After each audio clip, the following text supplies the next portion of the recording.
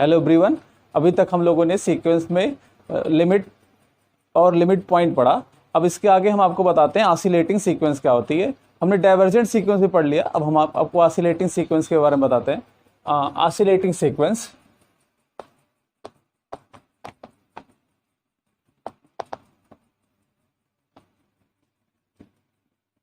Oscillating sequence. अब oscillating sequence क्या होती है, डेफिनेशन लिख लेते हैं पहले। A sequence AN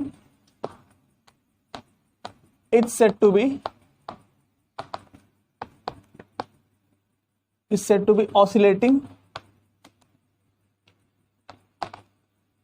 if it is neither convergent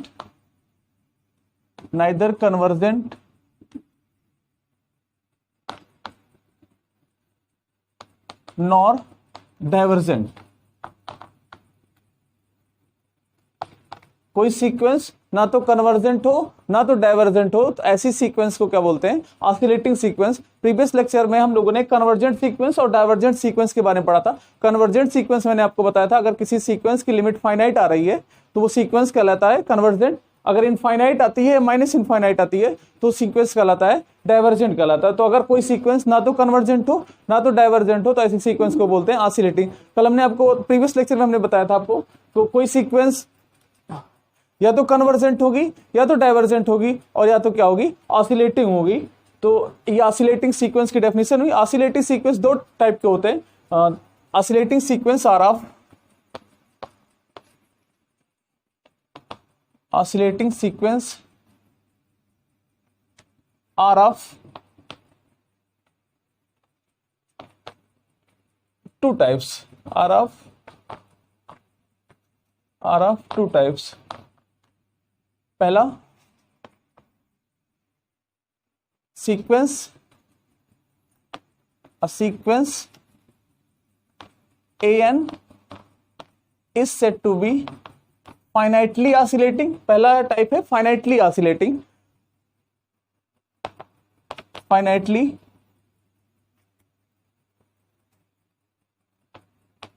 finitely oscillating if it is bounded. Sequence कैसा होना चाहिए, बाउंडेड होना चाहिए, एज वेल एज ऑसिलेटिंग। और कैसी हो, ऑसिलेटिंग हो, तो ऐसे सीक्वेंस को बोलते हैं फाइनाइटली ऑसिलेटिंग। दूसरा है infinitely oscillating. A sequence AN is said to be is infinitely oscillating, is finitely oscillating if it is होना चाहिए, if it is unbounded as well as oscillating,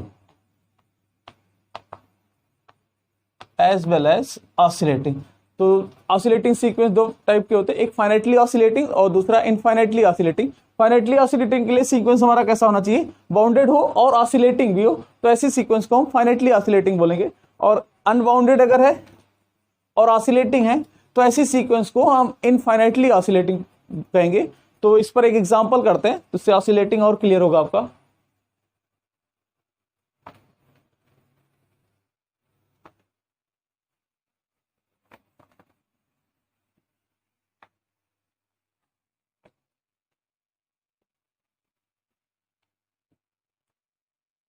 एक एग्जाम्पल करते हैं, 1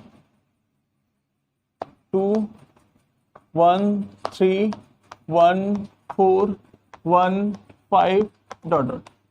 एक सीक्वेंस मैंने बनाया 1 2 1 3 1 4 1 5, ये एक सीक्वेंस मैंने बनाया। तो अब ये चेक करते हैं सीक्वेंस ऑसिलेटिंग है कि नहीं। तो सबसे पहले हम देखेंगे क्या सीक्वेंस कन्वर्जेंट है या डाइवर्जेंट है। अगर कन्वर्जेंट भी नहीं है, डाइवर्जेंट भी नहीं है, तो सीक्वेंस कैसा होगा? ऑसिलेटिंग होगा। कन्वर्जेंट के लिए सीक्वेंस की लिमिट हमें फाइनाइट मिलनी चाहिए। अगर हम इस सीक्वेंस की लिमिट देखेंगे तो इस सीक्वेंस के पास, इस सीक्वेंस की टर्म देखते हैं रियल नंबर लाइन पे, ये 1 है, 2, 3, 4, 5, 6 ऐसे आ रहे टर्म। ये बॉल का पहला टप्पा 1 पे, फिर दूसरा 2 पे, फिर से 1 पे, फिर 3 पर, फिर 1, फिर 4 पर गया, फिर दूसरा फिर यहाँ 1 पर आया, फिर उसके बाद 5 पर गया, फिर 1 पर आया, फिर उसके बाद ये फिर 6 पे गया। इसी तरह ये बॉल टप्पा खा रहा है, पहले 1 पे, फिर 2 पे, फिर 1 पे, फिर 2 पे, फिर 1 पे। अगर हम इसका लिमिट देखना चाहेंगे, क्या कोई लिमिट बनेगा कोई रियल नंबर? तो अगर हम 1 को देखना चाहें क्या लिमिट है, तो 1 के अबाउट कोई ओपन इंटरवल बनाएंगे एप्सिलॉन लेंथ का, 1 माइनस एप्सिलॉन, 1 प्लस एप्सिलॉन। तो हम देख रहे हैं इसमें सीक्वेंस के इन सारे टर्म नहीं आ रहे हैं, सीक्वेंस के सारे टर्म नहीं आ रहे। एक स्टेज के बाद सारे टर्म उस इंटरवल में आने चाहिए, उसमें सभी टर्म नहीं आ रहे। देखिए 2, 3 और इनफाइनाइट टर्म बाहर छूट जा रहे हैं इस इंटरवल के। तो इसी तरह हम किसी और रियल नंबर को भी देखेंगे तो कोई भी रियल नंबर इसका लिमिट नहीं बनेगा, तो ये सीक्वेंस कन्वर्जेंट नहीं होगी। और डाइवर्जेंट के लिए मैंने आपको बताया था, आपको कोई भी पॉजिटिव रियल नंबर के ले लें, और उससे सारे टर्म पॉजिटिव हैं तो हम कोई पॉजिटिव रियल नंबर के ले लेंगे, तो उसके बाद के सारे टर्म उससे भी बड़े हो। तो अगर हम ऐसा कोई भी के लेते हैं, मतलब 100 लेते हैं, 1 लाख लेते हैं, कुछ भी लेते हैं, तो उसके बाद के सारे टर्म उससे बड़े नहीं, क्योंकि एक बार बार आ रहा है, एक इस टर्म में बार बार आ रहा है, हर टर्म के बाद बार बार आ रहा है, तो वो फिर से कम हो जाएगा। तो हम उसे डाइवर्जेंट भी नहीं बोल सकते, प्लस इन्फिनिटी को डाइवर्जेंट। तो ये हमारा सीक्वेंस कैसा होगा? ऑसिलेटिंग सीक्वेंस होगा, देखिएगा। और ऑसिलेटिंग कैसा होगा? इनफाइनाइटली होगा, क्योंकि ये सीक्वेंस अनबाउंडेड है। आप इसका अपर बाउंड नहीं बता सकते कि सीक्वेंस के सारे टर्म किससे छोटे हैं। तो सीक्वेंस कैसा है? अनबाउंडेड। तो हमारा ये आपका एग्जांपल हो गया ऑसिलेटिंग, इनफाइनाइटली का एग्जांपल हो गया, इनफाइनाइटली ऑसिलेट कर रहा है। अगर आप लिमिट पॉइंट की बात करेंगे, इसका लिमिट पॉइंट क्या है? तो 1 इसका लिमिट पॉइंट है। अगर आप 1 के अबाउट कोई ओपन इंटरवल बनाएंगे तो उसमें सीक्वेंस के इनफाइनाइट टर्म आ जाएंगे, तो 1 हमारा क्या बन जाएगा? लिमिट पॉइंट बन जाएगा। लेकिन इसके पास लिमिट नहीं होगा, तो ये सीक्वेंस कैसा हुआ? ऑसिलेटिंग इनफाइनाइटली होगा। और एक एग्जांपल हम फाइनाइटली का भी करते हैं।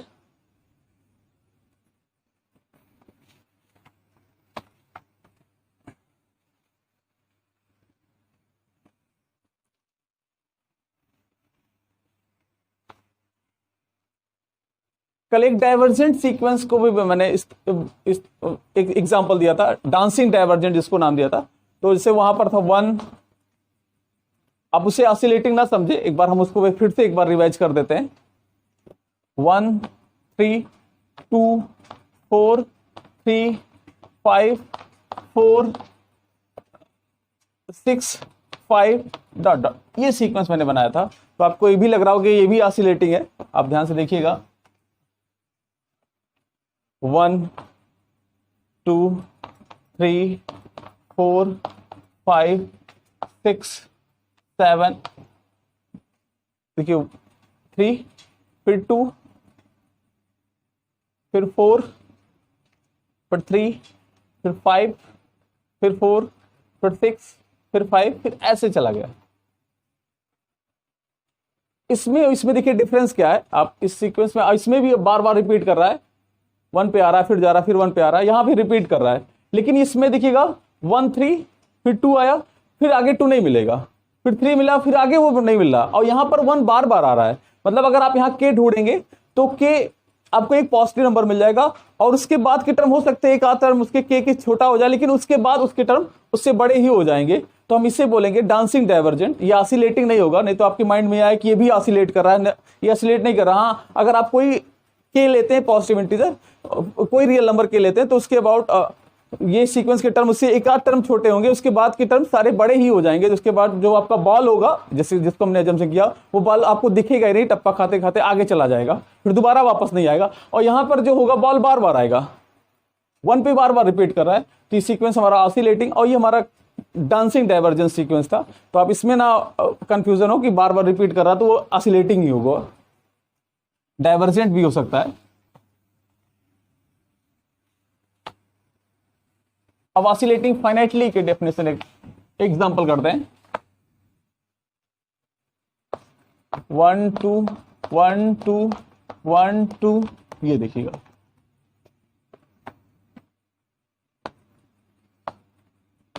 वन और ये टू, पहला टप्पा वन पर, फिर दो पर, फिर वन पर, फिर दो पर, फिर वन पर, फिर दो पर, फिर वन पर।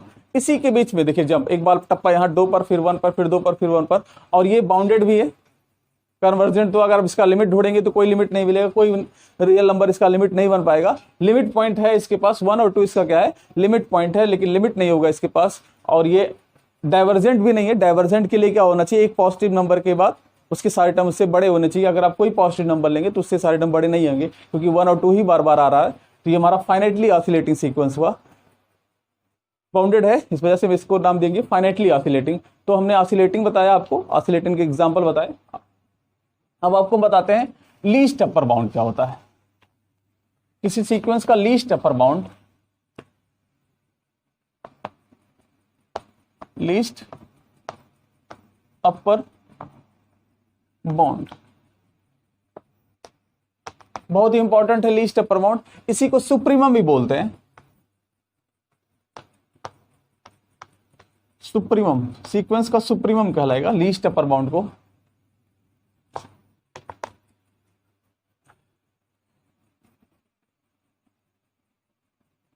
डेफिनेशन लिखते हैं, a real number u is said to be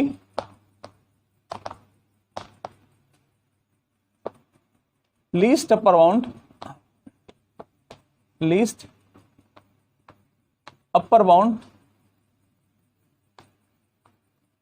of a sequence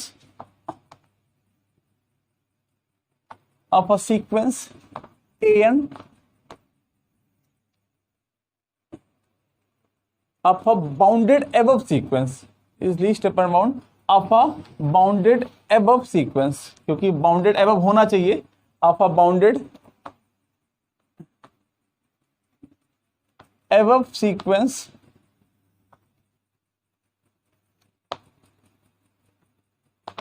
an if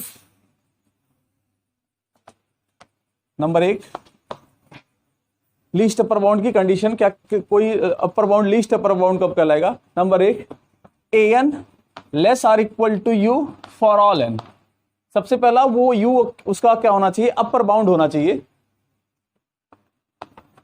second condition, if u dash is any upper bound, u dash कोई अपर बाउंड मैंने ले लिया, is any upper bound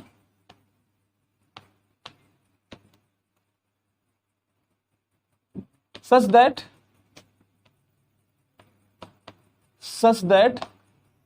u is less or equal to u dash। u dash को मैंने कोई upper bound लिया और u जो हमारा यहां अपर बाउंड था u dash से क्या हो गया, छोटा हो गया, तो u हमारा क्या कहलाएगा, लीस्ट अपर बाउंड कहलाएगा। तो ये अगर हम कोई भी अपर बाउंड लेते हैं और जो हमारा u है उससे भी u उस अपर बाउंड से क्या आ रहा है, छोटा आ रहा है, जिसका ये मतलब हुआ u कैसा हुआ, लीस्ट अपर बाउंड हुआ। इस सेकंड वाले को, सेकंड कंडीशन को हम एक दूसरे तरीके लिखते हैं। Second condition can be written as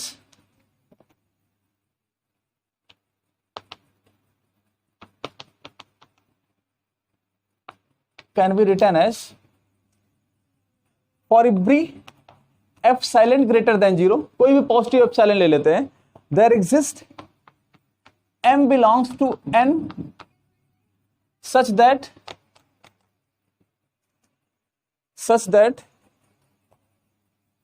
am greater than u minus epsilon, am greater than u minus epsilon. कोई भी पॉजिटिव एप्सिलॉन ले लेते हैं, उसके अकॉर्डिंग अगर हमें एक m1 टर्म मिल जाए, सीक्वेंस में कोई भी टर्म मिल जाए जो u माइनस एप्सिलॉन से क्या हो जाए, बड़ा हो जाए, तो हम u को क्या बोलते हैं, least upper bound. Least upper bound होने का मतलब कोई भी रियल नंबर सीक्वेंस का लीस्ट अपर बाउंड कहलाएगा। अगर उसमें से कोई भी पॉजिटिव नंबर अगर हम माइनस कर देते हैं तो सीक्वेंस में एक ना कोई टर्म ऐसा मिल जाए जो उससे क्या हो जाए, बड़ा हो जाए, तो u उस रियल नंबर को हम बोलते हैं लीस्ट अपर बाउंड बोलते हैं।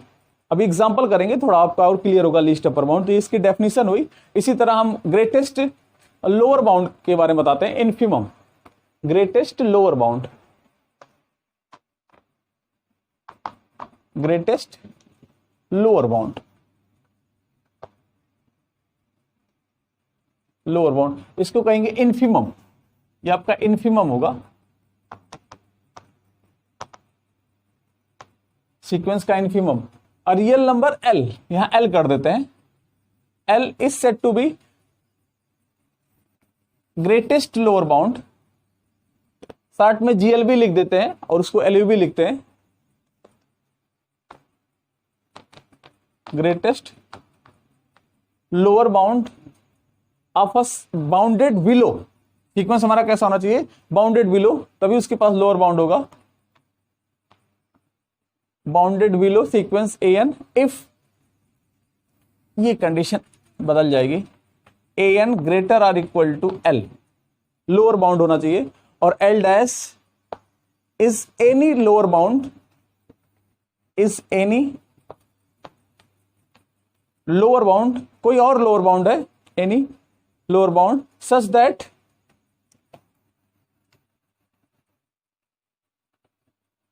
L डैश उससे छोटा हो, L क्या हो, बड़ा हो, तो L को बोलते हैं ग्रेटेस्ट लोअर बाउंड। और इस कंडीशन को मैं एक तरीके से इस वर्जन में लिख सकते हैं, एप्सिलॉन ग्रेटर में, तो सीक्वेंस में एक टर्म ऐसा मिल जाए AM जो L प्लस एप्सिलॉन से क्या हो, छोटा हो, L प्लस एप्सिलॉन से क्या हो, छोटा हो, तो L को हम बोलेंगे ग्रेटेस्ट लोअर बाउंड। तो ग्रेटेस्ट लोअर बाउंड और इन्फिमम का मतलब ये हुआ कोई भी रियल नंबर सीक्वेंस का ग्रेटेस्ट लोअर बाउंड कहलाएगा अगर उसमें से हम कोई पॉजिटिव नंबर ऐड कर दें, उसमें कोई पॉजिटिव नंबर ऐड कर दें, तो वो उसमें सीक्वेंस में एक टर्म ऐसा मिल जाए जो उससे क्या हो जाए, छोटा हो जाए। अब लोअर बाउंड के लिए क्या होना चाहिए, सारे टर्म उससे बड़े होने चाहिए, लेकिन अगर लीस्ट ग्रेटेस्ट लोअर बाउंड बनना है तो ग्रेटेस्ट लोअर बाउंड उसमें से अगर उसमें कोई पॉजिटिव नंबर ऐड करते हैं तो सीक्वेंस में एक टर्म ऐसा मिल जाता है जो उससे क्या हो जाता है, छोटा हो जाता है, तो हम L को बोलते हैं ग्रेटेस्ट लोअर बाउंड। इस पर एक एग्जांपल करते हैं, थोड़ा आपका डेफिनेशन थोड़ा और क्लियर होगा एग्जांपल की हेल्प से।